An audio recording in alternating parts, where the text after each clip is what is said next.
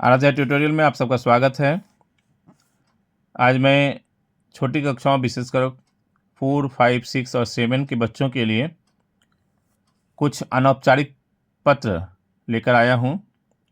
अनौपचारिक पत्र के बहुत सारे उदाहरण मैंने लिखे हैं जिसे मैं आज आप तक पहुंचा रहा हूं।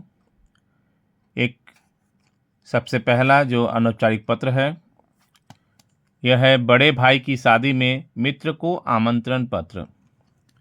आपको पता ही है अनौपचारिक पत्र हम मित्र को लिख सकते हैं, भाई को लिख सकते हैं, भैया को लिख सकते हैं, दीदी को लिख सकते हैं, अर्थात अपने किसी भी रिश्तेदार को लिख सकते हैं, चाहे वो माता पिता हो, चाहे चाचा चाची हो, दादा दादी हो, नाना नानी हो। तो रिश्तेदार मित्र को लिखा जाने वाला जो पत्र है वह है अनौपचारिक पत्र। तो यहाँ पर जो पत्र दिया गया है उसका शीर्षक है बड़े भाई की शादी में मित्र को आमंत्रण पत्र। तो सबसे पहले पत्र के फॉर्मेट को देखेंगे, प्रारूप को देखेंगे, समझेंगे। सबसे पहले जहाँ से हम लोग पत्र लिख रहे हैं उसे मैंने सरल भाषा में लिखने का प्रयास किया है। परीक्षा भवन, कोलकाता। जिस दिन आप पत्र लिख रहे हैं उस दिन का दिनांक दे दीजिए, 2 फरवरी 2026। यहाँ पर आप अपना पता भी लिख सकते हैं, आप जहाँ पर रहते हैं, और उसके बाद दिनांक दे सकते हैं। परीक्षा भवन लिखकर आप परीक्षा विद्यालय का नाम भी लिख सकते हैं। तो मैंने इसे बहुत ही सरल रखने का प्रयास किया है। उसके बाद एक लाइन छोड़ा गया है।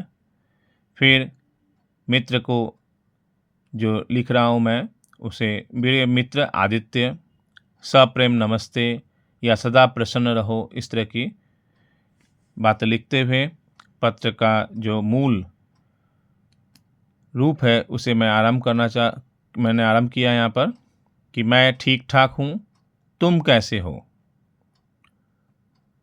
या फिर आप इस तरह से भी लिख सकते हैं कि तुम्हारा पत्र प्राप्त हुआ, पत्र पढ़कर सभी समाचार मालूम हुआ। मैंने इसे बहुत ही आसान रखा है कि मैं ठीक ठाक हूँ, तुम कैसे हो। फिर एक पैराग्राफ चेंज किया गया। मुझे यह बताते हुए बहुत खुशी हो रही है कि मेरे बड़े भाई की शादी 15 फरवरी 2026 को होने जा रही है। इस शुभ अवसर पर तुम सपरिवार सादर आमंत्रित हो। शादी हमारे घर के पास स्थित विवाह भवन में होगी। कार्यक्रम में संगीत, भोजन और अन्य आयोजन होंगे। तुम्हारे आने से मेरी खुशी और भी बढ़ जाएगी। कृपया समय निकालकर अवश्य आना। चाचा चाची को मेरा प्रणाम कहना। तुम्हारा मित्र क ख ग। बहुत सारे विद्यालयों में नाम लिखना भी सिखाया जाता है, या यहाँ पर आपको अपना नाम नहीं लिखकर क ख ग लिख सकते हैं। इसे पत्र को मुख्य रूप से 3 पैराग्राफ में लिखना है।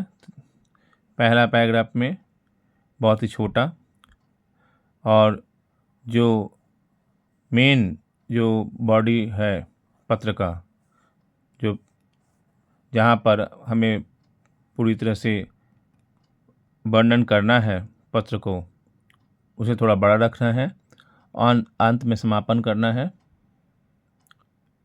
तो आशा करता हूँ कि ये पत्र आपको समझ में आया होगा। मुख्य जो बातें हैं उसे मुझे पत्र के कलेवर में ही लिखना है। ठीक है, आशा करता हूँ आप ये समझ गए होंगे, और वीडियो को ज़रूर लाइक करें, शेयर करें। चैनल को सब्सक्राइब नहीं किया है तो जल्द से जल्द चैनल को सब्सक्राइब कर लें। धन्यवाद।